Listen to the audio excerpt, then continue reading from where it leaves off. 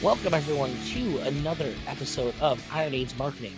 I am Nicky P, here as always. Today's guest is Dojo, comic book creator. Why don't you introduce yourself and we'll start this journey because today's going to be a wild one, I have a feeling. I think you're right. So, yeah, the comic book company that I own and operate is Dojo Kun Comics. My name is Brian Menard. I do it as a side gig. During the day, I'm a certified fraud examiner, a certified internal auditor, and a certified anti-money laundering specialist. So my day job, it's stressful at the beginning of the week because I do anti-money laundering reports, but then in the evenings I get to work on comic books. I've been publishing comic books for about 10 years now under the Dojo Kun banner, and I've been collecting comics for over 50 years now.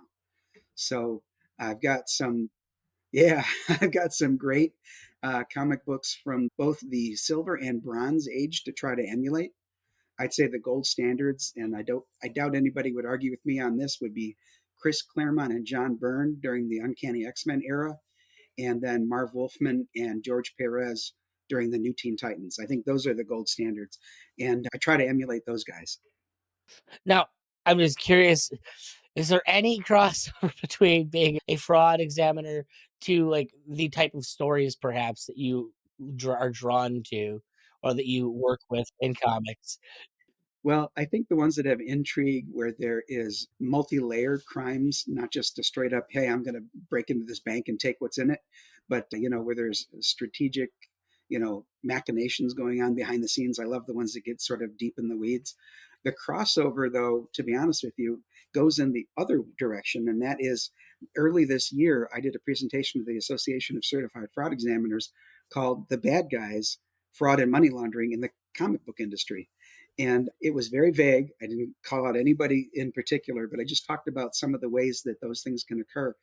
And notably, because a lot of the first appearances of some of the big names in the comic books are going for millions now. And that's getting up into the fine art realm as far as money goes. So criminals are looking to perhaps buy and flip comic books as a way to give legitimacy to their ill gotten gains. It's only, in my opinion, getting the eyes of money launderers because of how much some of them are worth now. I know that obviously they had the CGC issue where people were getting things. I can't remember the exact thing, but they were either things that weren't shouldn't have been graded what they were, or somebody was paying someone to grade things that maybe weren't legitimate books even. Yeah, I had Incredible Hulk number 181, and I was tempted to send it in there to get it graded, but I don't think there's any way to assure the one you send is the one you're going to get back. I was really reluctant to send it. I did end up selling it, but it was not a graded book. I think I did okay, but I probably could have done better if I got it graded, but I was just too nervous about getting the same one back. Well, anytime you can't guarantee chain of custody, I mean that's Right, there's a exactly. lot of red flags to that one for me. Exactly. I ran a bank vault for a couple of years there, and yeah, that's something that you can let happen with valuable things. Like you know where they are at all times. Yeah, I didn't want that out of my sight. The reason that we brought you on is because when we were talking initially, you were promoting a current run of books, and the end result was you realized that despite your history, your previous sales on books, for whatever reason, these were just not going to hit the marks that had been hit in the past. There's a variety of reasons that we can point for that, but what the story to me really screamed was those two letters, the bane of existence to so many creators in the comic book space, and that's CG. So why don't you kind of tell the story, I guess, for what that means to you? Or maybe you want to start from the beginning of how you got involved there in the first place. What was the mindset that drew you to there? Yeah, I think that is a good place to start. So I was on Facebook more than Twitter at the time. This was a few years back, like back in 2020. And I was posting some of my characters there saying, hey, what do you think of this one? What do you think of that one? And there was a person who said to me, hey, you probably don't want to do that until these characters are published. And I said, oh, they are published. As a matter of fact, I've been publishing for a few years now. At that point, it had been 6 years. And so I told him that, I've got a website and comic books that I published. He said, oh my gosh, you're a comic creator already, not just a character creator. He said, you really should start watching some of these shows that are related to the group you alluded to, CG. Now, at the time, I knew nothing about CG, never even heard of it.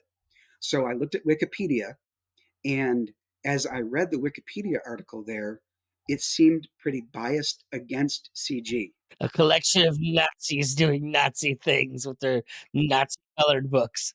It was over the top to the point where I doubted its accuracy. So, unfortunately, I should have seen a grain of truth there. But anyway, I went to a show. At the time, it was called Late Night with ComicsGate, and it's run by a guy named Michael Bancroft. And I went into his chat. Didn't use the name Dojo Kun at the time. I used my real name. And everybody there was super welcoming. Hey, welcome to the chat. Good to have you here. I said a few things like I just said to you that I've been publishing for a while. And everybody was very supportive and welcomed me there. Michael himself, as the host, saw me in the chat, started talking sort of to me as a chat member. And it was a great welcome to the community, in my opinion. And that went on for a while, almost a year, where I was in his chat every time he went live, which at the time was 5 nights a week. So I became a part of that group, just sort of connecting with the people in his chat.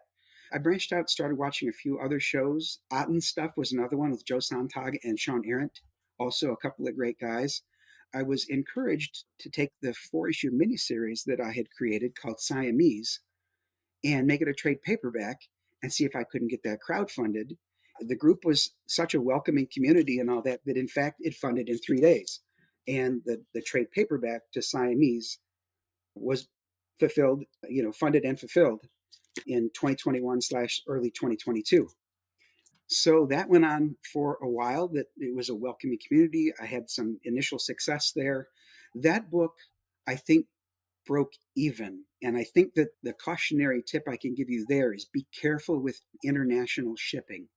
I think it's the international shipping that bit me in the ass, because it was like $35 just to ship it across the river here to Canada. So I mean, uh, Canada is close enough that I could take it there my damn self and not use the post office. But anyway, yeah. So international shipping was what bit me there. So in 2022, I started working with a co-host, and we had a show, the Key Manifesto show with Dojo Kun Comics. And the reason we did that was we had both learned that in order to build your audience in the indie comic community, you need to have a YouTube presence. It really felt that way anyway. So we had that show going for over a year. Then he wanted to step out of the camera lens, even though he wanted to still produce a show. So I went on for a short lived show called The Co host Show. And what I did was I would invite co hosts from other shows to be my co host. And that lasted for a little while. And then finally, I came up with the show called Incendiary. And that one there was ostensibly 30 minutes of a debate, which I'll talk about in a second. And then the last 30 minutes, we would talk about our guests' comic book that they had a crowdfunder, live. So the first half, though, we would have a debate, and it was intentionally clickbaity, and we were never shy about saying that. What we would say is something like, "Do women belong in comics?" And the reason that was clickbaity is the woman, or the creator who was on that show, was a woman. It was Carissa Grant that night. So obviously we didn't think that women didn't belong in comics. We just talked about that. What we did was we set it up such that the guest would pick a side of the debate, and then they would select which of our co-hosts, because there was 4 of us, would be on her team and who would be debating against her. By the end of the show, the debate itself would all fall apart. We'd say, of course, women belong in comics. Our guest is a woman in comics, and we'd list a few other people. We'd say, now there perhaps are several women specifically who don't belong in comics, like Heather Antos, at the time Gail Simone, and Sue DeConnick. What's Kelly Sue DeConnick? Yeah, Kelly Sue DeConnick. So we said maybe those 3 don't, but overall, of course, women are welcome in comics, and that would sort of be how the debate would end up. So on our show in October of last year, so 2023, we had a topic called, and here's where it gets incendiary, okay? We had a topic called Bend the Knee or You're Not CG. So we were implying that if you didn't fall in line with what the quote leaders of CG wanted you to do, that they would cancel you or kick you out. Now, again, that was clickbaity to incite a response, right? We ended up with our show The guest said, no, that's silly. That's not true. You don't have to bend the knee. And he picked a couple people to debate with him.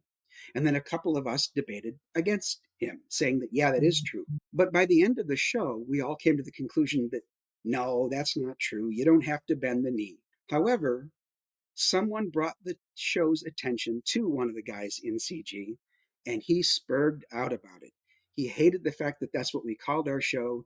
He called us jealous. He said, "You're only doing that for attention." And it's like, yeah, no shit. That's what you want on YouTube, is everybody's attention, right? That's marketing. That's the whole point. That's the whole point. And we were never shy about being clickbaity. We do that on purpose. And at the beginning of our show, we put up a disclaimer. It's got clown music in the background, but basically it says the views expressed on this show are meant for entertainment purposes and don't necessarily reflect the views of the people expressing them. In other words, this is a staged debate. And by the end of the show, again, we said, no, there is no such thing as bending the knee. However, the person that spoke out about it proved, in fact, that if you do step out of line, he will try to cancel you. So it was like you're proving the fake premise of the show. And so that section of our show was 30 minutes long. Okay. He EFAP'd that 30-minute segment for 2.5 hours the next night. He and one of his sycophants just trashed our show. You guys are terrible. I can't believe you would say such a thing. That's not even true. Crapped all over my comic book, which was live at the time, called Projectile Reptile, which, by the way, funded and got fulfilled, despite his Fun name. thanks, despite his having that issue. So, and then on Saturday night, there's another show called The Chat, who recognized that he was reacting to something that wasn't even the case. Like we weren't really saying that, but then again, he proved that fake premise to be true. So it was that basically started the schism between he and I. And he is a well-known name who's been in the industry for like 30 years. And when it comes to comic books, I'm really a nobody. I mean, yeah, I've been publishing for 10 years, but my name is not a household name like his. I'm not all over the Wikipedia page at all.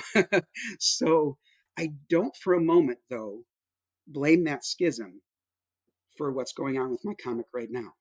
I really don't think that that is the problem. So I'm not trying to say that his disapproval is what caused this comic book campaign to fail. I don't want anyone to think that. I think that we were talking about this before we started the show, and that is that one thing you need to do if you're getting into this indie industry is to try not to fall into any specific niche or into with any specific group. Pro or con CG, I think it's a bad idea until you get to know people on either side, until you get to know if there even needs to be a side. And unfortunately, there are folks who, if they see you're involved with CG, it's like a red flag or I will absolutely not work with you. In fact, I had at least one, if not two, creatives that I had hired to work with me who bailed mid-project when they learned that I had anything to do with CG. So they breached contract technically, but I don't know how I'm going to pursue that. You know what I mean? It's just one of those things where you've got to part ways. Same as well, games and pay more and awareness than you get out of them ever. Right. So, obviously I just pivoted and picked a different artist and a different colorist. But yeah, so it's a huge stigma, unfortunately, because there are people who ruin it for the rest. Now, I will call out specific names when I say that there are people that are involved that I still think are fantastic and community ambassadors. One, of course, is Michael Bancroft, which I mentioned a few minutes ago, but there are others who are actually industry pros.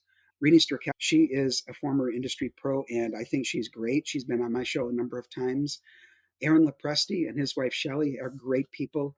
I love talking to them. And in fact, when we did that show, Kevin and I, years back, the K Manifesto show, we had a show called The Wives of CG, and we literally invited Laura Chin, Don Chin's wife. We had Shelly Lepresti on. My wife Deanna was on the show. We had Michael Bancroft's wife on. We actually did that twice, and we had a total of 8 wives come on the show. So that was a lot of fun. So, there are great people in the group. Unfortunately, it's the ones that are the most vocal, the ones that are the biggest train wrecks that get all the attention. And unfortunately, that is, what people from the outside see. and that really puts a huge stigma on the group. So